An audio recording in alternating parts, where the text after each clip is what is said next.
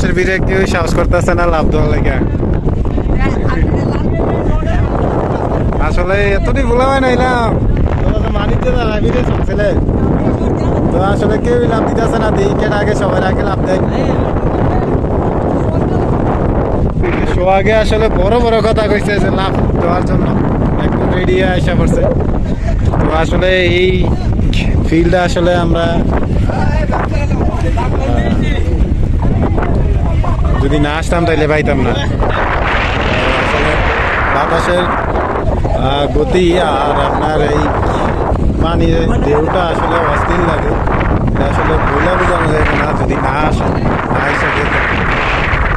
দেখছেন কি পরিমাণ ঢেউ, প্রচুর পরিমাণে ঢেউ। কারণ হইতেছে কি এটা অনেক দূর থেকে বাতাসটা আসে, পানিটাও আসে। আসলে ঢেউটা আসলে অসম্ভব।